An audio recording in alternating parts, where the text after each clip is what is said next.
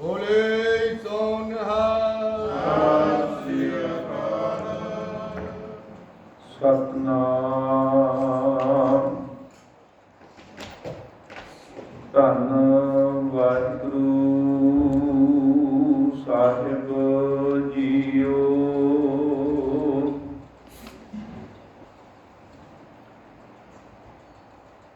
ਗਿਆਨ ਧਿਆਨ ਕਿਛ ਕਰਮ ਨ ਜਾਣ,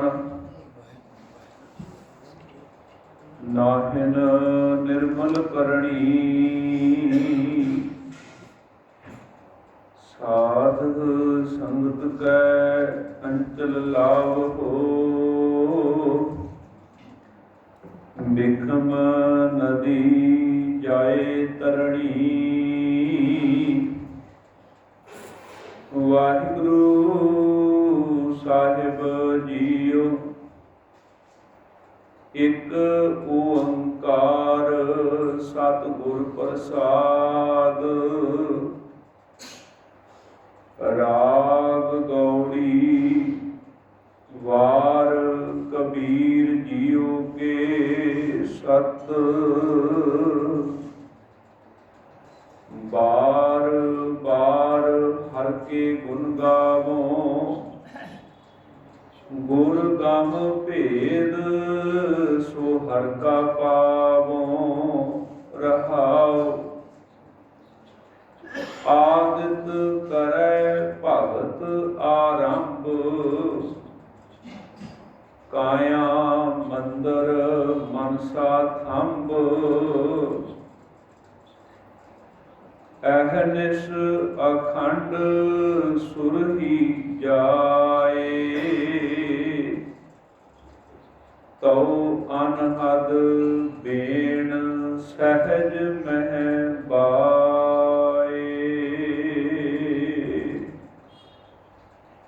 ਵਾਹਿਗੁਰੂ ਜੀ ਕਾ ਖਾਲਸਾ, ਵਾਹਿਗੁਰੂ ਜੀ ਕੀ ਫਤਿਹ। ਜੁਗੋ ਜੁਗ ਅਟਲ ਚਾਵਰ ਛਤਰ ਤਖਤ ਦੇ ਮਾਲਕ, ਧੰਨ ਧੰਨ ਗੁਰੂ ਗ੍ਰੰਥ ਸਾਹਿਬ ਮਹਾਰਾਜ ਜੀ ਦੀ ਪਾਵਨ ਪਵਿੱਤਰ ਹਜ਼ੂਰੀ ਦੇ ਅੰਦਰ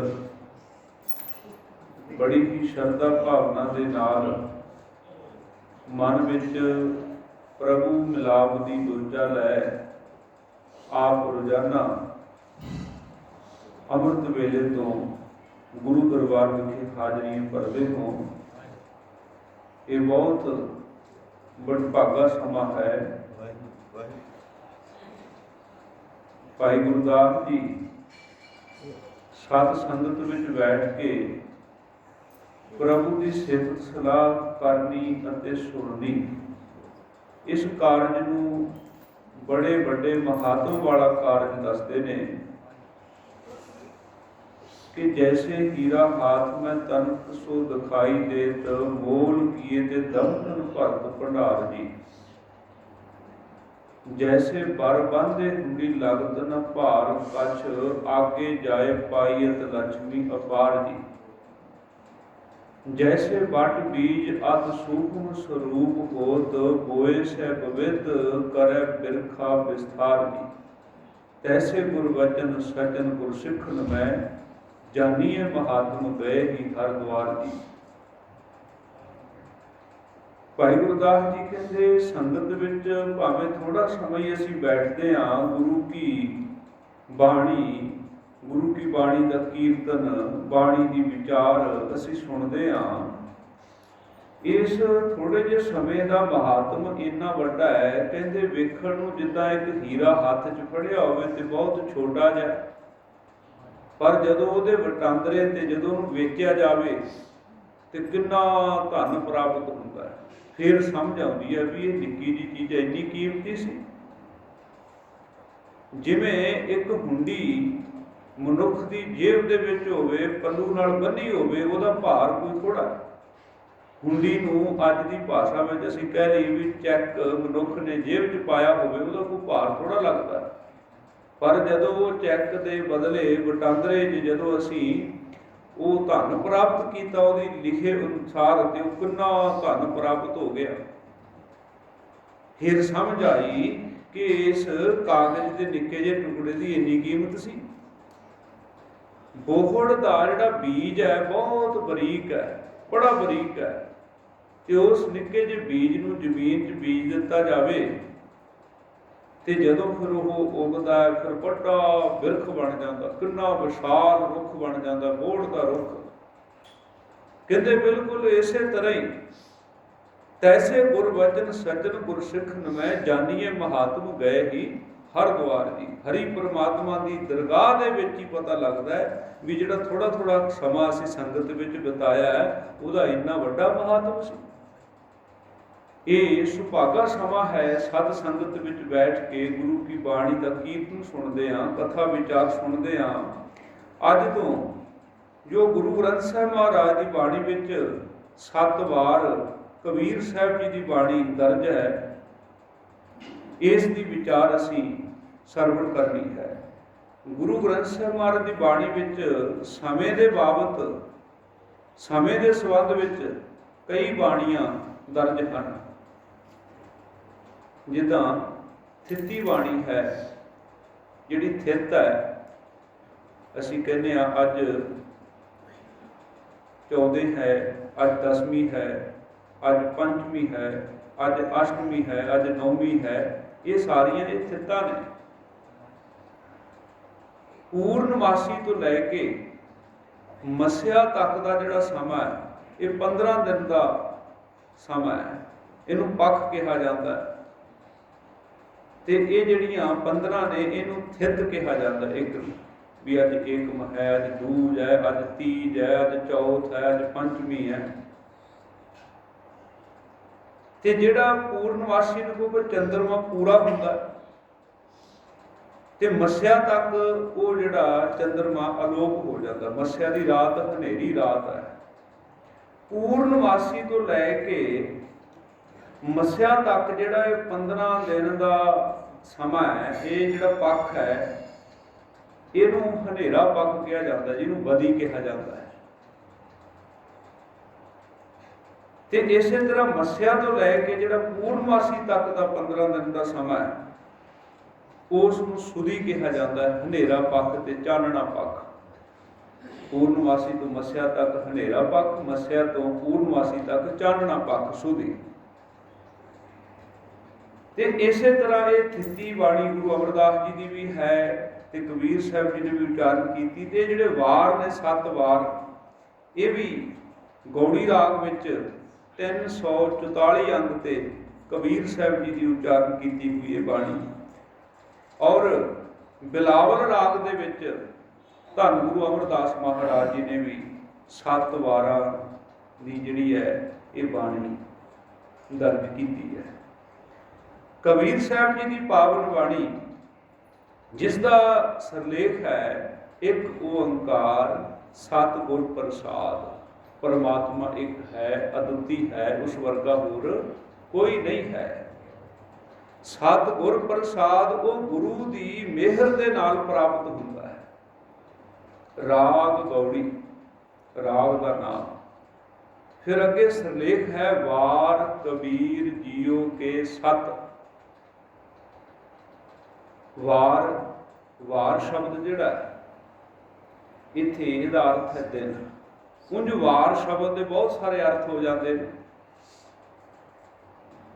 ਜਿੱਦਾਂ ਅਸੀਂ ਆਸਾ ਦੀ ਵਾਰ ਦੇ ਵਿੱਚ ਜਿਹੜਾ ਸ਼ਲੋਕ ਪੜ੍ਹਦੇ ਆ, ਬਲਿਹਾਰੀ ਗੁਰ ਆਪਣੇ ਦਿਵਹਾੜੀ ਸਦ ਵਾਰ। ਇੱਕ ਵਾਰ ਇੱਥੇ ਆ ਗਿਆ ਦਿਵਹਾੜੀ ਸਦ ਵਾਰ। ਅਗਲੀ ਪੰਕਤੀ ਹੈ ਜਿਨ ਮਾਨਸ ਤੇ ਦੇਵਤੇ ਕੀਏ ਕਰਤ ਨਾ ਲਾਗੀ ਵਾਰ। ਦੋਵਾਂ ਪੰਕਤੀਆਂ 'ਚ ਸ਼ਲੋਕ ਦੇ ਉੱਪਰਲੀ ਪੰਕਤੀ ਜਿੱਤੇ ਹੇਠਲੀ ਪੰਕਤੀ ਵਿੱਚ ਵਾਰ ਸ਼ਬਦ ਹੈ, ਪਰ ਦੋਵਾਂ ਦੇ ਅਰਥ ਵੱਖਰੇ ਵੱਖਰੇ ਨੇ। ਜਿੱਥੇ ਆਇਆ ਦਿਵਹਾੜੀ ਸਦ ਵਾਰ, ਉੱਥੇ ਸਦ ਦਾ ਅਰਥ ਹੈ 100 ਵਾਰੀ। ਵਾਰ ਸ਼ਬਦ ਵਾਰੀ ਵਾਸਤੇ 1 ਵਾਰੀ, 2 ਵਾਰੀ, 3 ਵਾਰੀ ਏਦਾਂ ਆਪਾਂ ਪੜ੍ਹਦੇ ਆ। ਤੇ ਜਦੋਂ ਅੱਗੇ ਲਿਖਿਆ ਕਰਤ ਨਾ ਲਾਗੀ ਵਾਰ, ਉੱਥੇ ਵਾਰ ਦਾ ਅਰਥ ਹੈ ਦੇਰ। ਤੇ ਇਸੇ ਤਰ੍ਹਾਂ ਵਾਰ ਸ਼ਬਦ ਦਾ ਆਪਾਂ ਅਰਥ ਕਈ ਵਾਰੀ ਆਪਾਂ ਇਤਿਹਾਸ ਸੁਣਦੇ ਹਾਂ ਵੀ ਗੁਰੂ ਹਰਗੋਬਿੰਦ ਸਾਹਿਬ ਜੀ ਦੇ ਉੱਤੇ ਜਦੋਂ ਪੈਂਦੇ ਖਾਂ ਚੜ੍ਹ ਕੇ ਆਇਆ ਤਾਂ ਗੁਰੂ ਹਰਗੋਬਿੰਦ ਸਾਹਿਬ ਜੀ ਪੈਂਦੇ ਖਾਂ ਨੂੰ ਕਹਿੰਦੇ ਪਹਿਲਾਂ ਤੂੰ ਵਾਰ ਕਰ। ਉੱਥੇ ਵਾਰ ਕਰਨਾ ਉਹ ਵੀ ਸ਼ਬਦ ਜਿਹੜਾ ਹੈ ਵਾਰ ਸ਼ਬਦ ਦੇ ਅਰਥ ਉੱਥੇ ਹਮਲਾ ਕਰਨਾ, ਵਾਰ ਕਰਨਾ। ਤੇ ਇੱਕ ਅਸੀਂ ਕਹਿੰਦੇ ਆ ਵੀ ਇੱਕ ਰੀਤ ਹੈ ਜਿਹੜੀ ਪੰਜਾਬ ਦੇ ਵਿੱਚ ਲੋਕ ਧਾਰਾ ਦੇ ਨਾਲ ਜੁੜੀ ਹੋਈ ਹੈ। ਜਦੋਂ ਇੱਕ ਮਾਂ ਵੇਖਦੀ ਹੈ ਵੀ ਮੇਰਾ ਪੁੱਤਰ ਹੁਣ ਉਹਦਾ ਵਿਆਹ ਸੀ, ਬਰਾਤ ਵਾਪਸ ਆਈ ਹੈ, ਡੋਲੀ ਘਰ ਆਈ ਹੈ, ਤੇ ਉਹ ਫਿਰ ਬੂਹੇ 'ਚ ਖੜੀ ਹੁੰਦੀ ਹੈ ਵੀ ਮੈਂ ਹੁਣ ਜੋੜੀ ਦੇ ਉੱਤੋਂ ਪਾਣੀ ਵਾਰਨਾ ਹੈ, ਉੱਥੇ ਵੀ ਵਾਰਨਾ। ਗੁਰੂ ਗੋਬਿੰਦ ਸਿੰਘ ਸੱਚੇ ਪਾਤਸ਼ਾਹ ਮਹਾਰਾਜ ਜੀ ਨੇ ਜਦੋਂ ਦਮਦਮਾ ਸਾਹਿਬ ਮਹਾਰਾਜ ਬਿਰਾਜਮਾਨ ਨੇ, ਮਾਤਾ ਸਾਹਿਬ ਕੌਰ ਜੀ, ਮਾਤਾ ਸੁੰਦਰ ਕੌਰ ਜੀ ਆਏ, ਉਹਨਾਂ ਨੇ ਪੁੱਛਿਆ ਸਾਡੇ ਲਾਲ ਕਿੱਥੇ ਨੇ? ਤੇ ਮਹਾਰਾਜ ਨੇ ਕਿਹਾ ਸੀ ਇਨ ਪੁੱਤਰਨ ਕੇ ਸੀਸ ਪੇ ਵਾਰ ਦੀਏ ਸੁਧ ਚਾਰ हुए तो क्या हुआ जीवन कई हजार, वारना कुर्बान करना। ਤੇ ਕਬੀਰ ਸਾਹਿਬ ਜੀ ਦੇ ਜਿਹੜੇ 7 ਵਾਰ ਨੇ, ਇੱਕ ਇੱਕ ਦਿਨ ਦੇ ਸੰਬੰਧ ਵਿੱਚ ਕਬੀਰ ਸਾਹਿਬ ਜੀ ਨੇ ਜ਼ਿਕਰ ਕੀਤਾ। ਇਸ ਬਾਣੀ ਦੇ ਕੁੱਲ 8 ਪਦੇ ਹਨ।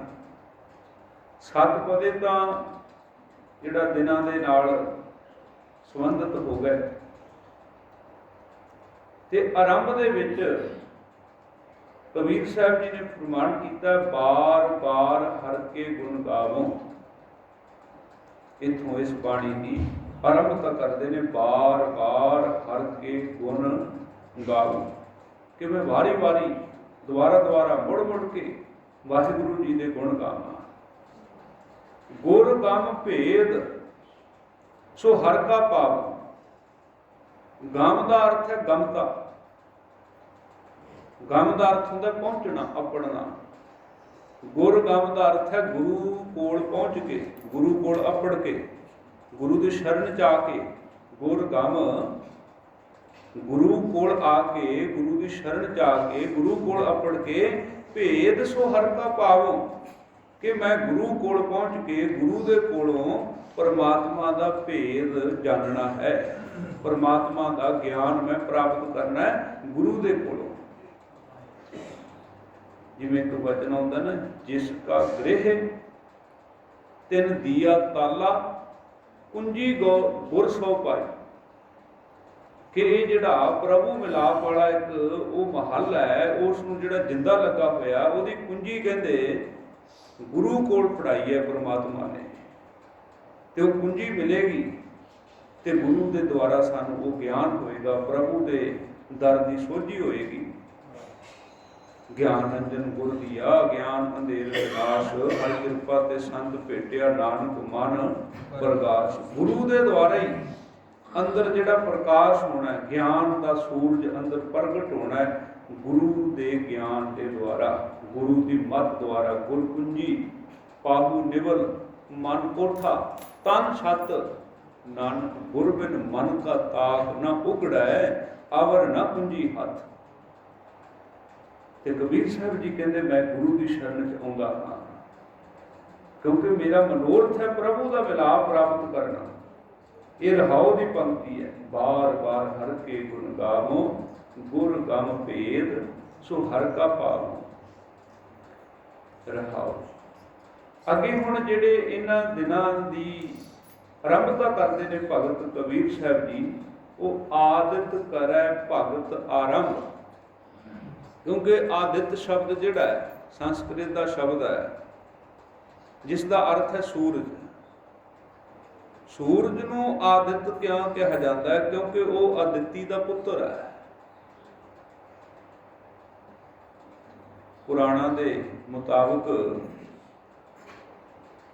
ਦਕਸ਼ ਦੀ ਪੁੱਤਰੀ ਜਿਹੜੀ ਹੈ ਆਦਿਤੀ, ਤੇ ਉਹ ਕਸ਼ਪ ਦੇ ਨਾਲ ਵਿਆਹੀ ਹੋਈ, ਤੇ ਉਹਨਾਂ ਦੇ ਘਰ ਸੂਰਜ ਪੁੱਤਰ ਜਨਮਿਆ ਸੀ। ਵਿਗਿਆਨ ਦੇ ਮੁਤਾਬਕ ਤਾਂ ਸੂਰਜ ਇੱਕ ਬਹੁਤ ਵੱਡਾ ਤਾਰਾ ਹੈ, ਜੋ ਧਰਤੀ ਤੋਂ ਕਈ ਗੁਣਾ ਵੱਡਾ ਹੈ। ਪਰ ਪੁਰਾਣਾਂ ਦੇ ਵਿੱਚ ਵੀ ਬਹੁਤ ਵਿਸਥਾਰ ਦੇ ਨਾਲ ਲੰਬੀਆਂ ਚੌੜੀਆਂ ਕਥਾ ਕਹਾਣੀਆਂ ਦਰਜ ਨੇ। ਵਿਸ਼ਵਕਰਮਾ ਦੀ ਪੁੱਤਰੀ ਸੰਗਿਆ ਦੇ ਨਾਲ ਜਦੋਂ ਸੂਰਜ ਦਾ ਵਿਆਹ ਹੋਇਆ, ਕਹਿੰਦੇ ਇਹਦਾ ਤਪ ਤੇਜ ਇੰਨਾ ਸੀ ਵੀ ਉਹ ਸਹਾਰਿਆ ਨਾ ਗਿਆ। ਤੇ ਵਿਸ਼ਵਕਰਮਾ ਨੇ ਆਖਿਆ ਵੀ ਆਪਾਂ ਇਹਦਾ ਥੋੜਾ ਜਿਹਾ ਤੇਜ ਘਟਾ ਦਿੰਦੇ ਆ। ਉਹਨੇ ਸੈਣ ਤੇ ਚਾੜਿਆ ਤੇ ਉਹਨੂੰ ਜਿਹੜਾ ਨਾ ਖੁਰਚਿਆ ਉਹਨੂੰ ਘਟਾ ਦਿੱਤਾ, ਉਹਨੂੰ ਠੀਕ ਕਰ ਦਿੱਤਾ। ਸੋ ਇਸ ਤਰ੍ਹਾਂ ਸੂਰਜ ਦੇ ਨਾਲ ਇਹ ਦਿਨ ਦਾ ਜਿਹੜਾ ਸੰਬੰਧਤ ਹੈ, ਇਹਨੂੰ ਸੂਰਜ ਦਾ ਦਿਨ ਵੀ ਆਦਿਤਵਾਰ ਤੇ ਅਸੀਂ ਕਹਿੰਦੇ ਹਾਂ ਐਤਵਾਰ। ਅੰਗਰੇਜ਼ੀ ਦੇ ਵਿੱਚ ਵੀ ਅਸੀਂ ਦੇਖਦੇ ਹਾਂ ਤੇ ਉਧਰ ਵੀ ਉਹਨੂੰ ਸਾਨਡੇ ਅਸੀਂ ਸੰਡੇ ਕਹਿ ਦਿੰਦੇ ਹਾਂ, ਪਰ ਜੇ ਉਹਦੀ ਜਦੋਂ ਆਪਾਂ ਉਹਦਾ ਸੰਧੀ ਸੇਧ ਕਰਦੇ ਹਾਂ, ਜੇ ਉਹਦਾ ਜਿਹੜਾ ਅਰਥ ਤਾਂ ਇਹੀ ਬਣਦਾ ਸੂਰਜ ਦਾ ਦਿਨ। ਕਿਉਂਕਿ ਇਹਨਾਂ ਤੋਂ ਜਿਵੇਂ ਬਹੁਤ ਸਾਰੀਆਂ ਚੀਜ਼ਾਂ ਜਿਹੜੀਆਂ ਵੱਖ-ਵੱਖ ਸੱਭਿਅਤਾਵਾਂ ਦਾ ਆਪਸ ਦੇ ਵਿੱਚ ਸ਼ਬਦਾਂ ਦਾ ਮਿਲਣਾ, ਅਸਲ ਵਿੱਚ ਜਿਹੜੀ ਗੱਲ ਗੁਰੂ ਗ੍ਰੰਥ ਸਾਹਿਬ ਦੇ ਵਿੱਚ ਅਸੀਂ ਪੜ੍ਹਦੇ ਹਾਂ ਨਾ ਵੀ ਇੱਕ ਓਂਕਾਰ ਤੋਂ ਸਾਰੀ ਸ੍ਰਿਸ਼ਟੀ ਪੈਦਾ ਹੋਈ, ਇੱਕ ਪਰਮਾਤਮਾ ਤੋਂ ਹੀ ਇਹ ਸਾਰੀ ਸ੍ਰਿਸ਼ਟੀ, ਪਹਿਲਾਂ ਮੂਲ ਦੇ ਵਿੱਚ ਤਾਂ ਇੱਕ ਹੀ ਸੱਭਿਅਤਾ ਹੋਏਗੀ ਨਾ, ਫਿਰ ਉਹਦੇ ਤੋਂ ਹੀ ਵੱਖ-ਵੱਖ ਹੁੰਦੀ ਗਈ, ਬਹੁਤ ਸਾਰਾ ਵਿਸਥਾਰ ਹੋ ਗਿਆ। ਤਾਂ ਕਰਕੇ ਕੁਝ ਚੀਜ਼ਾਂ ਜਿਹੜੀਆਂ ਆਪਸ ਵਿੱਚ ਸਾਰਿਆਂ ਦੀਆਂ ਮੇਲ ਖਾਂਦੀਆਂ ਨੇ। ਤੇ ਇੱਥੇ ਐਤਵਾਰ ਤੋਂ ਜਿਹੜਾ ਹਫ਼ਤੇ ਦਾ ਆਰੰਭ ਕੀਤਾ ਹੈ ਕਬੀਰ ਸਾਹਿਬ ਜੀ ਨੇ, ਪਰ ਜੇ ਅਸੀਂ ਉਧਰ ਵੇਖਦੇ ਹਾਂ ਈਸਾਈ ਕੈਲੰਡਰ ਦੇ ਮੁਤਾਬਕ ਤਾਂ ਉਹ ਸੋਮਵਾਰ ਤੋਂ ਹਫ਼ਤੇ ਦਾ ਜਿਹੜਾ ਆਰੰਭ ਮੰਨਦੇ ਨੇ। 7 ਦਿਨਾਂ ਦਾ ਜਿਹੜਾ ਸਮੂਹ ਹੈ ਉਸ ਨੂੰ ਹਫ਼ਤਾ ਕਹਿ ਦਿੱਤਾ ਜਾਂਦਾ ਹੈ। ਹਫ਼ਤੇ ਦੇ ਵਿੱਚ ਅਸੀਂ ਵੇਖਦੇ ਹਾਂ ਕਿ 7 ਦਿਨ ਨੇ ਤੇ ਇੱਕ ਦਿਨ ਦੀ ਵੀ ਜਿਹੜੀ ਹੈ ਇਹ ਸਮੇਂ ਦੀ ਇੱਕ ਇਕਾਈ ਹੈ। ਦਿਨ ਦਾ ਵੀ ਆਰੰਭ ਜਿਹੜਾ ਹੈ ਵੱਖ-ਵੱਖ ਤਰੀਕੇ ਨਾਲ ਮੰਨਿਆ ਜਾਂਦਾ ਹੈ। ਜਿਸ ਤਰ੍ਹਾਂ ਅਸੀਂ ਗੁਰਮਤਿ ਵਿੱਚ ਵੇਖਦੇ ਹਾਂ ਤਾਂ ਸੂਰਜ ਦੇ ਚੜ੍ਹਨ ਤੋਂ ਦਿਨ ਦਾ ਜਿਹੜਾ ਆਰੰਭ ਅਸੀਂ ਮੰਨਦੇ ਹਾਂ। ਇਸੇ ਤਰ੍ਹਾਂ ਹੀ ਹਿੰਦੂ ਮਤ ਵਿੱਚ ਵੀ ਸੂਰਜ ਦੇ ਚੜ੍ਹਨ ਤੋਂ, ਯਹੂਦੀ ਵੀ ਸੂਰਜ ਦੇ ਚੜ੍ਹਨ ਤੋਂ ਹੀ ਦਿਨ ਦਾ ਆਗਾਜ਼ ਮੰਨਦੇ ਨੇ। ਮੁਸਲਮਾਨ ਇਸਲਾਮ ਦੇ ਵਿੱਚ ਸੂਰਜ ਦੇ ਛਿਪਣ ਤੋਂ ਜਿਹੜਾ ਅਗਲਾ ਦਿਨ ਫਿਰ ਉਹ ਆਰੰਭਤਾ ਮੰਨਦੇ ਨੇ ਸੂਰਜ ਦੇ ਛਿਪਣ ਤੋਂ। ਤੇ ਰੋਮ ਦੇ ਵਿੱਚ ਉਹਨਾਂ ਦੇ ਮੁਤਾਬਕ, ਜਾਂ ਅਸੀਂ ਜੋ ਦੇਖਦੇ ਹਾਂ ਜੋ ਕਾਨੂੰਨ ਹੁਣ ਪੂਰੇ ਸੰਸਾਰ ਦੇ ਵਿੱਚ ਹੀ ਜਿਹੜਾ ਲਾਗੂ ਹੈ, ਮੰਨ ਲਓ ਹੁਣ ਕਾਨੂੰਨ ਦੇ ਮੁਤਾਬਕ ਕਿਸੇ ਨੂੰ ਕਹਿਤਾ ਵੀ ਇਹਨੂੰ ਇੰਨੇ ਦਿਨ ਦੀ ਸਜ਼ਾ ਸੁਣਾਤੀ ਜਾਂ ਇਸ ਦਿਨ ਨੂੰ ਇਹਨੂੰ ਫਾਂਸੀ ਦੇਣੀ ਆ, ਤੇ ਉਹ ਫਿਰ ਜਿਹੜਾ ਅੱਧੀ ਰਾਤ ਤੋਂ ਜਿਹੜਾ ਦਿਨ ਦਾ ਅਗਲਾ ਜਿਹੜਾ ਆਰੰਭ ਹੈ, ਪਹਿਲੀ ਅੱਧੀ ਰਾਤ ਤੋਂ ਲੈ ਕੇ ਦੂਜੀ ਅੱਧੀ ਰਾਤ ਤੱਕ ਇੱਕ ਦਿਨ, ਉਹ ਇਸ ਤਰ੍ਹਾਂ 24 ਘੰਟੇ ਦੇ ਸਮੇਂ ਨੂੰ ਮੰਨਦੇ ਨੇ। ਸੋ ਇਹ ਤਾਂ ਜਿਹੜੀ ਬਾਹਰੀ ਜੋ ਆਪੋ ਆਪਣੇ ਸਮਾਜ ਦੀ ਜਿਹੜੀ ਸਮੇਂ ਦੀ ਵੰਡ ਕੀਤੀ ਹੈ, ਦਿਨ ਦੀ ਆਰੰਭ ਕੀਤੀ ਹੈ, ਤੇ ਦਿਨ ਦਾ ਜਿਹੜਾ ਅਸੀਂ ਕਹਿੰਦੇ ਵੀ 24 ਘੰਟੇ, ਇਹਦੇ ਵਿੱਚ 8 ਪਹਿਰ ਨੇ। ਜਿੱਦਾਂ ਹੁਣ ਜਿਹੜਾ ਇਹ ਸਮਾਂ ਚੱਲ ਰਿਹਾ ਹੈ, ਇਹ 6 ਵਜੇ ਤੋਂ 9 ਵਜੇ ਤੱਕ ਦਾ ਜਿਹੜਾ ਸਮਾਂ ਦਿਨ ਦਾ ਪਹਿਲਾ ਪਹਿਰ ਮੰਨਿਆ ਜਾਂਦਾ ਹੈ। ਤੇ ਫਿਰ 6 ਤੋਂ 9, 9 ਤੋਂ ਫਿਰ 12 ਇਹ ਦੂਜਾ ਪਹਿਰ, 12 ਤੋਂ 3 ਤੀਜਾ ਪਹਿਰ, 3 ਤੋਂ 6 ਦਿਨ ਦਾ ਚੌਥਾ ਪਹਿਰ, ਫਿਰ ਅੱਗੇ 6 ਤੋਂ 9 3 ਘੰਟੇ ਦਾ ਜਿਹੜਾ ਸਮਾਂ ਹੈ, ਇਹ 3 ਘੰਟੇ ਦਾ ਇੱਕ ਪਹਿਰ ਹੈ। ਫਿਰ ਉਹ ਗਿਣਤੀ ਵਿੱਚ 5ਵਾਂ ਪਹਿਰ ਤੇ ਰਾਤ ਦਾ ਉਹ ਪਹਿਲਾ ਪਹਿਰ ਆਰੰਭ ਹੋ ਜਾਏਗਾ। ਫਿਰ ਰਾਤ ਨੂੰ 9 ਤੋਂ 12 ਦੂਜਾ ਪਹਿਰ, 12 ਤੋਂ 3 ਤੀਜਾ ਪਹਿਰ, 3 ਤੋਂ 6 ਚੌਥਾ ਪਹਿਰ, ਜਿਹਨੂੰ ਅਸੀਂ ਅੰਮ੍ਰਿਤ ਵੇਲਾ ਆਖਦੇ ਹਾਂ। ਚੌਥਾ ਪਹਿਰ ਅੰਮ੍ਰਿਤ ਵੇਲਾ। ਤੇ ਕਬੀਰ ਸਾਹਿਬ ਜੀ ਇੱਥੇ ਜ਼ਿਕਰ ਕਰਦੇ ਨੇ, ਉਪਦੇਸ਼ ਬਖਸ਼ਿਸ਼ ਕਰਦੇ ਨੇ, ਆਦਤ ਕਰੈ ਭਗਤ ਆਰੰਭ। ਕਿਉਂਕਿ ਦਿਨਾਂ ਦੇ ਨਾਲ ਬਹੁਤ ਸਾਰੇ ਵਹਿਮ ਭਰਮ ਵੀ, ਰੀਤੀ ਰਿਵਾਜ ਵੀ ਜੁੜੇ ਹੁੰਦੇ ਨੇ। ਆਪੋ ਆਪਣੀ ਰੀਤੀ ਦੇ ਮੁਤਾਬਕ ਲੋਕ ਕਈ ਤਰ੍ਹਾਂ ਦੇ ਵਹਿਮ ਭਰਮ ਵੀ ਬਣਾ ਕੇ ਰੱਖਦੇ ਨੇ। ਜਿਵੇਂ ਆਪਾਂ ਵੇਖਦੇ ਹਾਂ ਵੀ ਮੰਗਲਵਾਰ ਨੂੰ ਕੇਸੀ ਨਹੀਂ ਨਹਾਉਣਾ, ਵੀਰਵਾਰ ਨੂੰ ਕੇਸੀ ਇਸ਼ਨਾਨ ਨਹੀਂ ਕਰਨਾ, ਤੇ ਜਾਂ ਅਸੀਂ ਦੇਖਦੇ ਹਾਂ ਵੀ ਇਹ ਮੰਗਲਵਾਰ ਮਾੜਾ ਦਿਨ ਹੈ, ਬੁੱਧ ਕੰਮ ਸ਼ੁੱਧ, ਇੱਦਾਂ ਦੀਆਂ ਤੁਕਾਂ ਜੋੜ ਗਈਆਂ। ਪਰ ਇਹਨਾਂ ਦਾ ਜੇ ਅਸੀਂ ਦੇਖੀਏ ਆਧਾਰ ਕੋਈ ਬਹੁਤਾ ਵੱਡਾ ਨਹੀਂ, ਕਿਉਂਕਿ ਗੁਰਬਾਣੀ ਦੇ ਮੁਤਾਬਕ ਤਾਂ ਉਹ ਹਰ ਦਿਨ ਚੰਗਾ ਹੈ। ਜਿਸ ਦਿਨ ਅਸੀਂ ਰੱਬ ਦਾ ਨਾਮ ਲੈਂਦੇ ਹਾਂ, ਗੁਰੂ ਦੇ ਦਰਸ਼ਨ ਕਰਦੇ ਹਾਂ, ਸੰਗਤ ਦੇ ਦਰਸ਼ਨ ਕਰਦੇ ਹਾਂ, ਸੇਵਾ ਕਰਦੇ ਹਾਂ, ਉਹ ਦਿਨ ਭਲਾ ਹੈ। ਤੇ ਭਾਵੇਂ ਬੁੱਧਵਾਰ ਹੀ ਹੋਵੇ, ਜੇ ਬੁੱਧਵਾਰ ਨੂੰ ਅੰਮ੍ਰਿਤ ਵੇਲੇ ਉੱਠੇ ਹੀ ਨਹੀਂ, ਇਸ਼ਨਾਨ ਹੀ ਨਹੀਂ ਕੀਤਾ, ਬਾਣੀ ਨਹੀਂ ਪੜ੍ਹੀ, ਸੰਗਤ 'ਚ ਨਹੀਂ ਆਏ, ਤੇ ਸਾਡੇ ਲਈ ਬੁੱਧ ਕੰਮ ਸ਼ੁੱਧ ਕਿਹੜਾ ਹੋ ਗਿਆ।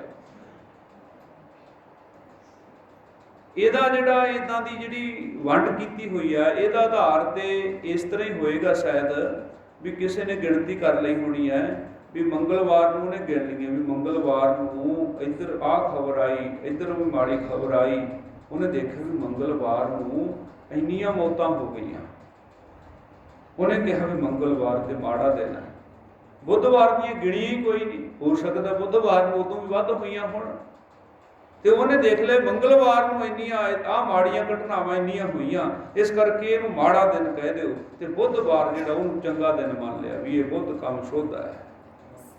ਇਹਦੇ ਖਰੀਦੋ ਫਰੋਖਤ ਬਾਰੇ ਵੀ ਬਹੁਤ ਸਾਰੀਆਂ ਗੱਲਾਂ ਜਿਹੜੀਆਂ ਲੋਕ ਵੀ ਵੀਰਵਾਰ ਨੂੰ ਆਪਣੇ ਜਿਹੜੀ ਲੜਕੀ ਹੈ ਵੀ ਉਹਨੇ ਪੇਕੇ ਘਰੋਂ ਸਹੁਰੇ ਘਰ ਨੂੰ ਨਹੀਂ ਜਾਣਾ, ਇੱਦਾਂ ਦੀਆਂ ਬਹੁਤ ਸਾਰੇ ਵਹਿਮ ਭਰਮ ਜੁੜੇ ਹੋਏ ਨੇ। ਪਰ ਗੁਰਮਤਿ ਵਿੱਚ, ਗੁਰਬਾਣੀ ਦੇ ਵਿੱਚ ਜੋ ਦਿਨਾਂ ਦੇ ਬਾਬਤ ਜਾਂ ਸਮੇਂ ਦੇ ਸੰਬੰਧ ਵਿੱਚ ਹੈ, ਉਹ ਤੇ ਸਤਿਗੁਰੂ ਜੀ ਕਹਿੰਦੇ ਬਿਘਨ ਵਿਨਾਸਨ ਸਭ ਦੁੱਖ ਨਾਸਨ, ਸਤਿਗੁਰ ਨਾਮ ਦਿਰੜਾਇਆ ਹੋਏ ਪਾਪ ਭਏ ਸਭ ਪਾਵਨ, ਜਨ ਨਾਨਕ ਸੁਖ ਘਰ ਆਇਆ। ਗੁਰੂ ਹਰਗੋਬਿੰਦ ਸਾਹਿਬ ਦੇ ਦਰਬਾਰ ਦੇ ਵਿੱਚ ਵੀ ਇੱਕ ਪੰਡਤ ਜੀ ਆਏ ਸਨ, ਉਹਨਾਂ ਨੇ ਕਥਾ ਕੀਤੀ। ਫਿਰ ਉਹ ਕਹਿੰਦੇ ਜੀ ਹੁਣ ਗ੍ਰੰਥ ਨਵਾਂ ਲਿਆਉਣਾ ਹੈ, ਦੂਜੇ ਗ੍ਰੰਥ ਦੀ ਵੀ ਮੈਂ ਲੱਗਦੇ ਹੱਥ ਕਥਾ ਕਰ ਹੀ ਜਾਵਾਂਗਾ। ਮਹਾਰਾਜ ਕਹਿੰਦੇ ਠੀਕ ਹੈ ਭਾਈ, ਜਾਓ ਲੈ ਆਓ ਫਿਰ ਤੁਸੀਂ। ਕਹਿੰਦੇ ਮੈਂ ਲਿਆਵਾਂਗਾ। ਅਗਲਾ ਦਿਨ ਆਇਆ ਮਹਾਰਾਜ ਸਤਿਗੁਰੂ ਜੀ ਕਹਿੰਦੇ ਵੀ ਪੰਡਤ ਜੀ ਤੁਸੀਂ ਗਏ ਨਹੀਂ ਫਿਰ ਗ੍ਰੰਥ ਲੈਣ ਵਾਸਤੇ? ਕਹਿੰਦੇ ਜੀ ਮੈਂ ਆਪਣੇ ਪੁੱਤਰ ਨੂੰ ਭੇਜਾਂਗਾ। ਮਹਾਰਾਜ ਕਹਿੰਦੇ ਵੀ ਠੀਕ ਹੈ। ਤੇ ਅਗਲੇ ਦਿਨ ਦੇਖਿਆ, ਮਹਾਰਾਜ ਕਹਿੰਦੇ ਵੀ ਭਾਈ ਤੁਹਾਡਾ ਪੁੱਤਰ ਵੀ ਇੱਥੇ ਹੀ ਹੈ, ਗਿਆ ਨਹੀਂ ਅਜੇ। ਉਹ ਪੰਡਤ ਜੀ ਆਖਣ ਲੱਗੇ ਵੀ ਮੈਂ ਜਿਹੜਾ ਨਾ ਅਸੀਂ ਸਾਰਾ ਕੰਮ ਜਿਹੜਾ ਨਾ ਵੀ ਸਾਰਾ ਮੁਹੂਰਤ ਕੱਢ ਕੇ ਤੇ ਸ਼ੁਭ ਸਮੇਂ ਫੇਰ ਹੀ ਅਸੀਂ ਭੇਜਦੇ ਹੁੰਦੇ ਹਾਂ, ਸਾਰਾ ਜਿਹੜਾ ਗਿਣਤੀ ਮਿਣਤੀ ਕਰਕੇ ਨਾ। ਤੇ ਕਹਿੰਦੇ ਵੀ ਇਹ ਕੱਲ ਨੂੰ ਜਾਏਗਾ। ਅਗਲਾ ਦਿਨ ਆਇਆ, ਮਹਾਰਾਜ ਕਹਿਣ ਲੱਗੇ, ਫਿਰ ਪੁੱਛਿਆ ਮਹਾਰਾਜ ਨੇ ਵੀ ਭਾਈ ਪੁੱਤਰ ਤਾਂ ਤੇਰਾ ਅਜੇ ਵੀ ਇੱਥੇ ਹੀ ਹੈ, ਤੂੰ ਕਿਹਾ ਸੀ ਵੀ ਇਸ ਦਿਨ ਨੂੰ ਜਾਵਾਂਗੇ। ਕਹਿੰਦਾ ਜੀ ਦਿਨ ਤੇ ਇਹੀ ਸੀ, ਜਾਣਾ ਅੱਜ ਹੀ ਹੈ, ਪਰ ਅਜੇ ਉਹ ਘੜੀ ਉਹ ਪਲ ਉਹ ਅਜੇ ਆਇਆ ਨਹੀਂ ਜਦੋਂ ਇਹਨੂੰ ਮੈਂ ਵਿਦਾ ਕਰਨਾ। ਸਾਰੇ ਪੂਜਾ ਕਰਕੇ ਸੋਹਣੇ ਤਰੀਕੇ ਦੇ ਨਾਲ ਸ਼ੁਭ ਸਮਾਂ ਜਾਣ ਕੇ ਫੇਰ ਹੀ ਮੈਨੂੰ ਭੇਜਾਂਗਾ। ਫਿਰ ਉਹ ਘੜੀ ਪਲ ਉਹ ਘੰਟਾ ਮਿੰਟ ਆ ਗਿਆ ਤੇ ਉਹਨੇ ਪੰਡਤ ਜੀ ਨੇ ਆਪਣੇ ਪੁੱਤਰ ਨੂੰ ਤੋਰ ਦਿੱਤਾ। ਤੇ ਮਹਾਰਾਜ ਸੱਚੇ ਪਾਤਸ਼ਾਹ ਜੀ ਨੂੰ ਕਹਿਣ ਲੱਗਾ ਜੀ ਮਹਾਰਾਜ ਮੈਂ ਭੇਜ ਦਿੱਤਾ ਆਪਣਾ ਪੁੱਤਰ, ਹੁਣ ਉਹ ਗਿਆ ਹੈ ਗ੍ਰੰਥ ਲੈਣ ਵਾਸਤੇ, ਲਿਆਏਗਾ ਤੇ ਫਿਰ ਆਪਾਂ ਜਦੋਂ ਵਾਪਸ ਆ ਜਾਏਗਾ ਫਿਰ ਕਥਾ ਮੈਂ ਤੁਹਾਨੂੰ ਸੁਣਾਵਾਂਗਾ। ਉਹ ਥੋੜੀ ਦੇਰ ਬਾਅਦ ਨਾ ਘੰਟੇ 2 ਘੰਟਿਆਂ ਬਾਅਦ ਉਹ ਪੰਡਤ ਜੀ ਦਾ ਪੁੱਤਰ ਵਾਪਸ ਆ ਗਿਆ, ਮੁੜ ਆਇਆ। ਮਹਾਰਾਜ ਕਹਿੰਦੇ ਬੜੀ ਜਲਦੀ ਭਾਈ ਗ੍ਰੰਥ ਲੈ ਆਇਆ ਹੈ। ਪੰਡਤ ਜੀ ਕਹਿਣ ਲੱਗੇ ਨਹੀਂ ਮਹਾਰਾਜ ਗ੍ਰੰਥ ਨਹੀਂ ਲਿਆਂਦਾ, ਤੇ ਉਹ ਨਾ ਰਾਹ ਦੇ ਵਿੱਚ ਖੋਤਾ ਹਿੜਕ ਪਿਆ ਸੀ ਤੇ ਤਾਂ ਕਰਕੇ ਵੀ ਮੇਰੇ ਪੁੱਤਰ ਨੂੰ ਨਾ ਵਾਪਸ ਆਉਣਾ ਪੈ ਗਿਆ। ਮਹਾਰਾਜ ਸਤਿਗੁਰੂ ਜੀ ਕਹਿਣ ਲੱਗੇ ਪੰਡਤ ਜੀ ਕਿੰਨੇ ਦਿਨ ਤੁਸੀਂ ਉਡੀਕ ਕੀਤੀ, ਸ਼ੁਭ ਮਹੂਰਤ ਲੱਭਿਆ, ਪੂਜਾ ਸਾਰਾ ਕੁਝ ਕੀਤਾ, ਤੇ ਜੇ ਸਾਰੇ ਪੂਜਾ ਪਾਠ ਸਾਰੇ ਕਾਰਜ ਨੂੰ ਤੇਰੇ ਧਰਮ ਕਰਮ ਨੂੰ ਇੱਕ ਖੋਤੇ ਨੇ ਹਿਣਕ ਕੇ ਖਤਮ ਕਰ ਦਿੱਤਾ, ਤੇ ਫਿਰ ਐਸੀ ਕਥਾ ਤੋਂ ਅਸੀਂ ਕੀ ਲੈਣਾ? ਤੁਸੀਂ ਰਹਿਣ ਹੀ ਦਿਓ ਆਪਣੀ ਕਥਾ ਸੁਣਾਉਣ ਤੋਂ। ਸੋ ਇੱਦਾਂ ਦੇ ਵਹਿਮ ਭਰਮ ਦੇ ਵਿੱਚ ਜਿਹੜੇ ਆ ਨਾ ਫਸੇ ਹੋਣਾ। ਤੇ ਬਹੁਤ ਸਾਰੀਆਂ ਚੀਜ਼ਾਂ ਦੀ ਜਿਹੜੀ ਜਿਵੇਂ ਇੱਕ ਆਉਂਦੀ ਹੈ ਦਿਨ ਦੇ ਸੰਬੰਧ ਦੇ ਵਿੱਚ ਹੀ ਕਥਾ ਆਉਂਦੀ ਹੈ ਕਿ ਇੱਕ ਪਿਓ ਪੁੱਤਰ ਇਕੱਠੇ ਤੁਰੇ ਜਾਂਦੇ ਸਨ।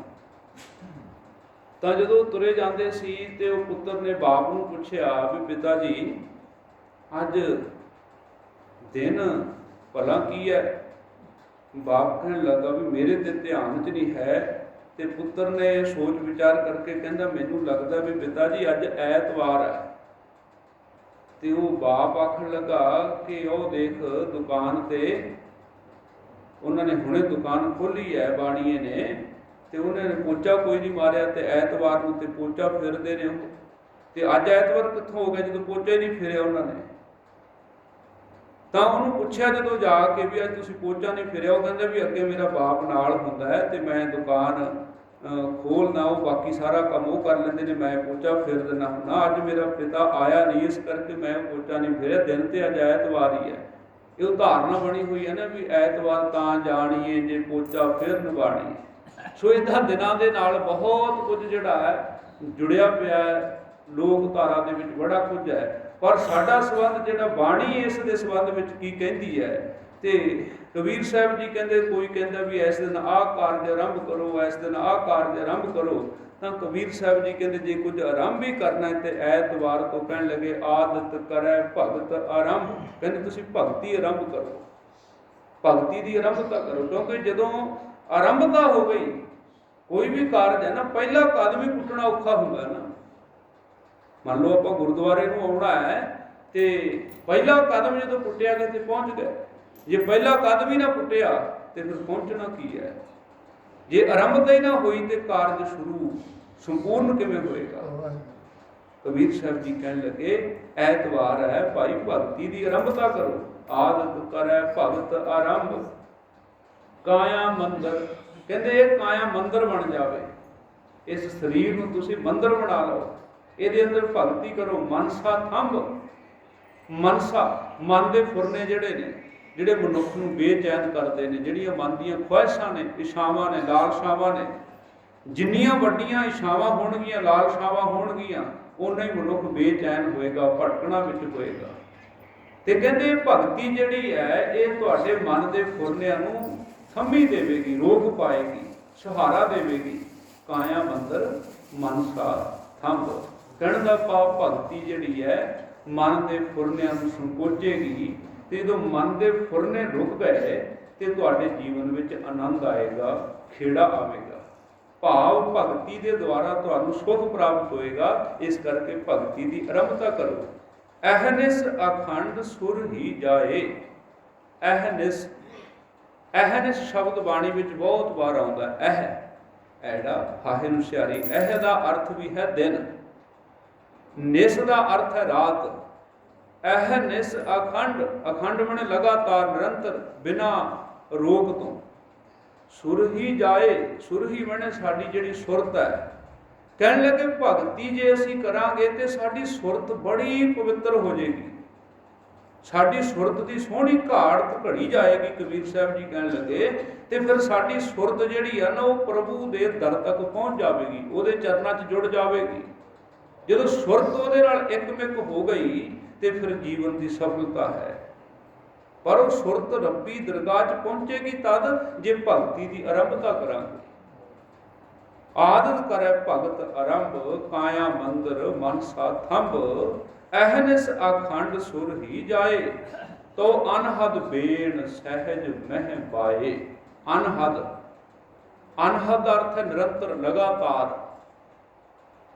ਕਿਸੇ ਚੀਜ਼ ਦੀ ਕੋਈ ਹੱਦ ਹੁੰਦੀ ਹੈ। ਆਪਾਂ ਕਹਿੰਦੇ ਇੱਥੇ ਇਸ ਥਾਣੇ ਦੀ ਹੱਦ ਖਤਮ, ਬੋਰਡ ਲਿਖੇ ਹੁੰਦੇ ਆ, ਇੱਥੇ ਥਾਣੇ ਦੀ ਹੱਦ ਖਤਮ ਹੁੰਦੀ ਹੈ।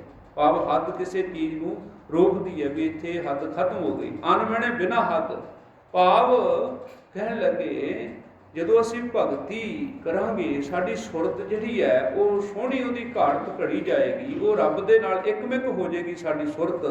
ਤਾਂ ਫਿਰ ਕੀ ਹੋਏਗਾ? ਕਹਿੰਦੇ ਜਿੱਦਾਂ ਬੇਨ, ਬੀਣਾ ਇੱਕ ਸਾਜ਼ ਹੈ, ਉਹਦੀ ਬੜੀ ਮਧੁਰ ਆਵਾਜ਼ ਹੈ, ਤੇ ਖੁਸ਼ੀ ਦੇ ਸਮੇਂ ਬੀਣਾ ਆਦਿਕ ਸਾਜ਼ ਵਜਾਏ ਜਾਂਦੇ ਨੇ। ਕਹਿਣ ਲੱਗੇ ਅਨਹਦ ਬੇਨ ਸਹਿਜ ਮਹਿ ਬਾਏ। ਭਾਵ ਆਤਮਿਕ ਅਡੋਲਤਾ ਦੇ ਵਿੱਚ ਫਿਰ ਬਿਨਾਂ ਰੋਕ ਤੋਂ ਅੰਦਰ ਕਹਿੰਦੇ ਬੀਣਾ ਵੱਜੇਗੀ, ਸਾਜ਼ ਵੱਜਣਗੇ। ਕਹਿਣ ਦਾ ਭਾਵ ਸਾਡੇ ਅੰਦਰ ਖੁਸ਼ੀ ਦਾ ਜਿਹੜਾ ਆਰੰਭ ਹੋ ਜਾਏਗਾ, ਸਾਡਾ ਜੀਵਨ 'ਚ ਖੇੜਾ ਆ ਜਾਏਗਾ, ਜਿੱਥੇ ਸਾਜ਼, ਜਿਹੜੇ ਸਾਜ਼ ਵੱਜਣੇ ਉਹ ਖੁਸ਼ੀ ਦਾ ਪ੍ਰਤੀਕ ਨੇ। ਕਹਿੰਦੇ ਫਿਰ ਸਾਡੇ ਅੰਦਰ ਨਿਰੰਤਰ ਲਗਾਤਾਰ ਦਿਨ ਰਾਤ ਹੀ ਜਿਹੜੇ ਆ ਨਾ ਉਹ ਮਾਨੋ ਸਾਜ਼ ਵੱਜ ਰਹੇ ਹੋਣਗੇ। ਭਾਵ ਸਾਡੇ ਅੰਦਰ ਖੁਸ਼ੀ ਬਣੀ ਰਹੇਗੀ, ਖੇੜਾ ਬਣਿਆ ਰਹੇਗਾ, ਵਿਗਾਸਤਾ ਬਣੀ ਰਹੇਗੀ। ਜਿੱਦਾਂ ਅਸੀਂ ਪੜ੍ਹਦੇ ਨਾਨਕ ਭਗਤਾਂ ਸਦਾ ਵਿਗਾਸ। ਕਬੀਰ ਸਾਹਿਬ ਜੀ ਨੇ ਇਸ ਐਤਵਾਰ ਦਾ ਉਪਦੇਸ਼ ਦੇ ਕੇ ਉਪਦੇਸ਼ ਬਖਸ਼ਿਆ ਹੈ ਕਿ ਭਗਤੀ ਦੀ ਆਰੰਭਤਾ ਕਰੋ। ਭਗਤੀ ਦੁਆਰਾ ਮਨ ਦੇ ਜਿਹੜੇ ਫੁਰਨੇ ਨੇ ਉਹ ਕਾਬੂ 'ਚ ਆਉਣਗੇ। ਮਨ ਦੇ ਫੁਰਨੇ ਕਾਬੂ 'ਚ ਆ ਗਏ ਤੇ ਸੁਰਤ ਦੀ ਸੋਹਣੀ ਘਾੜਤ ਘੜੀ ਜਾਏਗੀ। ਉਹ ਸੋਹਣੀ ਸੁਰਤ ਜਿਹੜੀ ਹੈ ਉਹ ਪ੍ਰਭੂ ਦੇ ਚਰਨਾਂ 'ਚ ਜੁੜ ਜਾਏਗੀ। ਜਦੋਂ ਪ੍ਰਭੂ ਦੇ ਚਰਨਾਂ 'ਚ ਸਾਡੀ ਸੁਰਤ ਜੁੜੇਗੀ ਤੇ ਫਿਰ ਸਾਡੇ ਅੰਦਰ ਸਾਜ ਵੱਜਣਗੇ, ਵੀਣਾ ਵੱਜੇਗੀ, ਖੁਸ਼ੀ ਪ੍ਰਗਟ ਹੋ ਜਾਏਗੀ। ਸਤਿਗੁਰੂ ਜੀ ਕਿਰਪਾ ਕਰਨ। ਬਾਣੀ ਦੀ ਵਿਚਾਰ ਕਰਦਿਆਂ ਹੋਈਆਂ